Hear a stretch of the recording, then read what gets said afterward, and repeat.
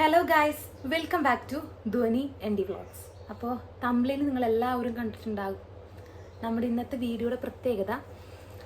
ഞാൻ already യൂട്യൂബിലൊരു Paul ഇട്ട സമയത്ത് പോൾ ഇങ്ങനെയായിരുന്നു. എൻ്റെ സർജറി കഴിഞ്ഞ സമയത്ത് എനിക്ക് ഒരുപാട് പേര് മെസ്സേജ് അയച്ചിട്ടുണ്ടായിരുന്നു എന്തിൻ്റെ സർജറിയാണെന്ന് ചോദിച്ചിട്ട്.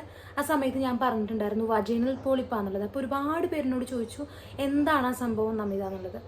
അപ്പോൾ ഞാൻ എന്തായാലും വിചാരിച്ചൊരു പോൾ ഇട്ടിട്ട് ചോദിക്കാം, നിങ്ങൾക്ക് ആ വീഡിയോ ആവശ്യമാണോ എന്നുള്ളത് ചോദിക്കാമെന്ന് വിചാരിച്ച സമയത്ത് ഒരു പോൾ ഇട്ടിട്ടുണ്ടായിരുന്നു. അതിലൊരു 96 ആൾക്കാരും എന്നോട് പറഞ്ഞത് വീഡിയോ വേണം എന്നുള്ളതായിരുന്നു. ബാക്കി 6% ആൾക്കാരാണ് വീഡിയോ വേണ്ട എന്നുള്ളൊരു ഓപ്ഷൻ തന്നിട്ടുണ്ടായിരുന്നത്. അപ്പോൾ വീഡിയോ വേണ്ട എന്നുള്ളവർ ഈ ഒരു വീഡിയോ കാണണ്ട, വീഡിയോ വേണം എന്നുള്ള 96% ഉള്ള ആൾക്കാർ ഈ വീഡിയോ എന്തായാലും കാണുക.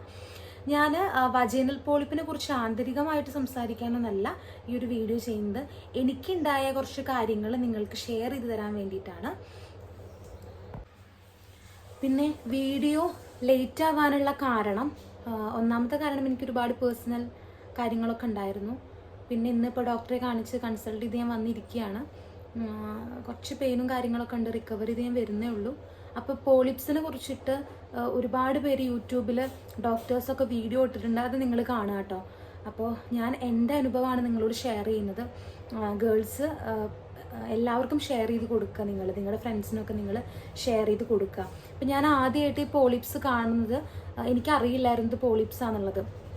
എനിക്ക് വജൈനൽ ഡിസ്ചാർജ് വന്ന സമയത്താണ് കുറേ വന്നു തുടങ്ങി.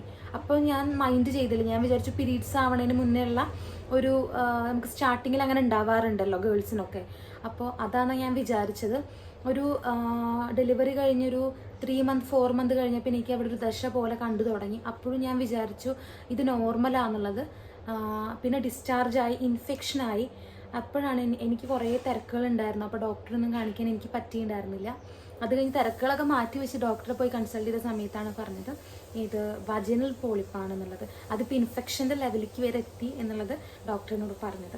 വജൈനൽ പോളിപ്പ് എന്താണെന്ന് വെച്ചിട്ടുണ്ടെങ്കിൽ നമ്മുടെ വജൈനയുടെ ഭാഗത്ത് ഒരു പോളിപ്സ് പോലെ എന്ന് വെച്ചാൽ ഒരു ദശ വളരുന്നതാണ് അതിൻ്റെ കാരണം, വജൈനൽ പോളിപ്സ് എന്ന് പറയുന്നത്. ഈ പോളിപ്സ് നമുക്ക് നമ്മളുടെ സെർവിക്കലിൻ്റെ ഭാഗത്തൊക്കെ ഉണ്ടാവാറുണ്ട്. അപ്പോൾ എനിക്ക് നമ്മളുടെ വജൈനൽ ഭാഗത്താണ് പോളിപ്സ് കണ്ടത്. അപ്പോൾ കണ്ട സമയത്തും ഞാൻ ഡോക്ടറെ കാണിച്ചില്ല. ഡിസ്ചാർജ് വന്നപ്പോഴാണ് എനിക്ക് തോന്നിയത് എന്തോ സംതിങ് പ്രശ്നമുണ്ട് എന്നുള്ളത് എനിക്ക് മനസ്സിലായത്. വജൈനൽ ഡിസ്ചാർജ് ഒരുപാടായി, ശരിക്കും ഒരു പീരീഡ്സ് ആവുന്ന പോലെ തന്നെ വജൈനൽ ഡിസ്ചാർജ് വന്നു തുടങ്ങിയപ്പോഴാണ് ഞാനതൊരു കുറച്ച് സീരിയസ് ആയിട്ട് എടുത്തത്. അപ്പം എനിക്ക് നിങ്ങളോട് പറയാനുള്ളൊരു കാര്യം എന്താണെന്ന് വെച്ചാൽ, ഇതേപോലെ എന്തെങ്കിലും നമ്മുടെ ശരീരത്തിൽ വല്ല ദശ വളരുക അല്ലെങ്കിൽ ഈ പറഞ്ഞ പോലെ നമുക്ക് ഡിസ്ചാർജ് കാണുക അല്ലെങ്കിൽ നമുക്ക് അസ്വാഭാവികമായിട്ട് നമുക്ക് എന്ത് തോന്നിയാലും നമ്മളതൊരു ഗൈനക്കോളജിസ്റ്റിനെ കാണിക്കുക. ഞാൻ എൻ്റെ സർജറി കഴിഞ്ഞത് കുട്ടനാട് മോഡേൺ ഹോസ്പിറ്റലിൽ വെച്ചിട്ടാണ്. അപ്പോൾ ആ ഡോക്ടർ തന്നെയാണ് കൺസൾട്ട് ചെയ്തത്. യശസ്വിനി മാഡം ആയിരുന്നു, നല്ല ഡോക്ടറാണ്. അപ്പോൾ ആ ഡോക്ടറാണ് എനിക്ക് ഇതിനെക്കുറിച്ച് കൃത്യമായിട്ടുള്ള കാര്യങ്ങൾ എനിക്ക് പറഞ്ഞു തന്നത്.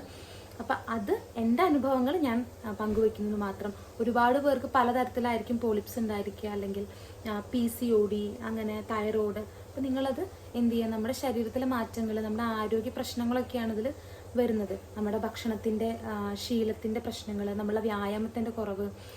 അപ്പോൾ അതൊക്കെയാണ് നമ്മൾക്ക് ഇങ്ങനത്തെ കാര്യങ്ങളൊക്കെ വരാനുള്ള ഒരു മെയിൻ റീസൺ എന്ന് പറയുന്നത്.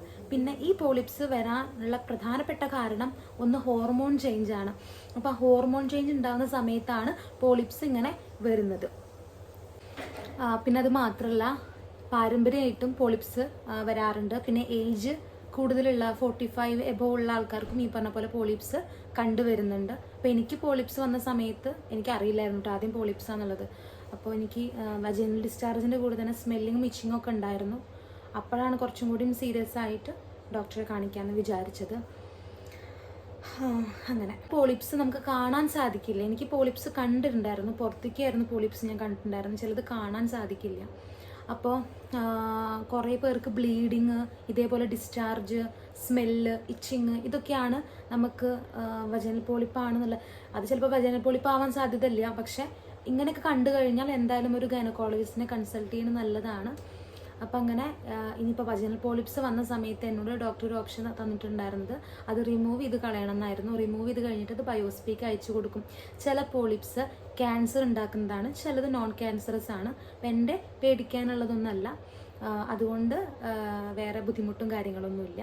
അപ്പോൾ എനിക്ക് നിങ്ങളോട് ഗേൾസിനോട് പ്രത്യേകിച്ച് പറയാനുള്ളൊരു കാര്യം എന്താണെന്ന് വെച്ചിട്ടുണ്ടെങ്കിൽ, നമ്മുടെ ശരീരത്തിൽ അസ്വാഭാവികമായിട്ട് നമ്മൾ എന്തെങ്കിലും ഒരു കാര്യം കണ്ടു കഴിഞ്ഞിട്ടുണ്ടെങ്കിൽ അത് എത്രയും പെട്ടെന്ന് നമ്മുടെ പാരൻസിനെ അറിയിക്കുക, ദെൻ ഡോക്ടറെ കൺസൾട്ട് ചെയ്യുക എന്നുള്ളതാണ്. ഇപ്പോൾ നമ്മുടെ ആരോഗ്യത്തിൻ്റെ കാര്യത്തിനാണ് നമ്മൾ കുറേ ശ്രദ്ധിക്കേണ്ട കാര്യങ്ങളുണ്ട്. ഇപ്പോൾ ഒരുപാട് പേർക്ക് ഗർഭപാത്രത്തിൽ മുഴ അല്ലെങ്കിൽ ഇതേപോലത്തെ ഒരുപാട് കാര്യങ്ങൾ PCOD കാര്യങ്ങൾ കണ്ടുവരുന്നത് നമ്മുടെ വ്യായാമത്തിൻ്റെ കുറവും നമ്മുടെ ഭക്ഷണശീലങ്ങളൊക്കെയാണ്. ഇപ്പോൾ ഒരുപാട് പാനീയങ്ങൾ, ഒരുപാട് ഷുഗർ കണ്ടൻറ്റ് അടങ്ങിയിട്ടുള്ള സ്വീറ്റ്സ്, ഇതൊക്കെ നമുക്ക് ഈ പറഞ്ഞ പോലെ നമ്മുടെ ആരോഗ്യത്തിന് കേടുപാടുകൾ സംഭവിക്കാവുന്ന ഭക്ഷണശീലങ്ങളാണ്. അപ്പോൾ അതൊക്കെ മാറ്റിക്കഴിഞ്ഞ് നമുക്ക് PCOD ആയാലും PCOS ആയാലും അല്ലെങ്കിൽ ഇത്തരത്തിലുള്ള എന്ത് കാര്യമാണെങ്കിലും നമുക്ക് മാറ്റാൻ പറ്റും.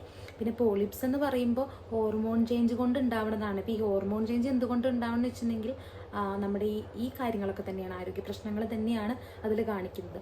അപ്പോൾ ഇതാണ് എൻ്റെ ഒരു എക്സ്പീരിയൻസ്. അപ്പോൾ ഇതിൻ്റെ ഞാനൊരു ഷോർട്ട്സ് ഇട്ടിട്ടുണ്ടായിരുന്നു സർജറിക്ക് പോകുന്ന സമയത്ത്. ശരിക്കും ഈ ഒരു വീഡിയോ ഇമ്പോർട്ടൻ്റ് അല്ല, അത് നിങ്ങൾക്ക് എല്ലാവർക്കും അറിയുമെന്ന് ഞാൻ വിചാരിച്ചതായിരുന്നു. പക്ഷേ ഇപ്പോൾ ഇട്ട സമയത്താണ് എനിക്ക് മനസ്സിലായത് നിങ്ങൾക്ക് ആർക്കും ഈ വജനൽ പോളിപ്പിനെ കുറിച്ച് അറിയില്ല എന്ന്. 6% ആൾക്കാർ വീഡിയോ വേണ്ട എന്ന് പറഞ്ഞപ്പോൾ ഞാൻ വിചാരിച്ചു അവർക്കൊക്കെ അറിയാം, പക്ഷെ ബാക്കി 90% ആൾക്കാരും ഈ ഒരു വീഡിയോ വേണം എന്നാണ് പറഞ്ഞത്. അപ്പോൾ എന്തായാലും ഈ ഒരു വീഡിയോ ഞാൻ ഇടാമെന്നുള്ളത് വിചാരിച്ചു തന്നെയാണ്. അപ്പോൾ 94 ആൾക്കാരും എന്നോട് പറഞ്ഞത് വീഡിയോ വേണം എന്നാണ്. അപ്പോൾ ഇതൊക്കെയാണ് എൻ്റെ എക്സ്പീരിയൻസ്. അപ്പോൾ ഇത്രയേ ഉള്ളൂ, എനിക്ക് ഇത്രയും നിങ്ങളോട് പറയാനുള്ളൂ. ഒരു ചെറിയൊരു വീഡിയോ ആണ്. അപ്പോൾ നിങ്ങൾ മാക്സിമം ഞാൻ പറഞ്ഞ കാര്യങ്ങൾ നിങ്ങൾ ശ്രദ്ധിക്കുക, അതുമാത്രമല്ല നിങ്ങളുടെ ഫ്രണ്ട്സിന് ഷെയർ ചെയ്ത് കൊടുക്കുക. അപ്പോൾ ഈ വീഡിയോ ഇഷ്ടപ്പെട്ട് കഴിഞ്ഞാൽ ലൈക്ക് ചെയ്യുക, ഷെയർ ചെയ്യുക, സബ്സ്ക്രൈബ് ചെയ്യുക, എന്നെ സപ്പോർട്ട് ചെയ്യുക. ഇതുവരെ സപ്പോർട്ട് ചെയ്തിരിക്കുന്ന ആൾക്കാർക്ക് ഒരുപാട് നന്ദി. ഇനിയും ബാക്കിയുള്ള ആൾക്കാരും കൂടി സപ്പോർട്ട് ചെയ്താൽ ഒരുപാട് സന്തോഷമായിരിക്കും കേട്ടോ. Thank you.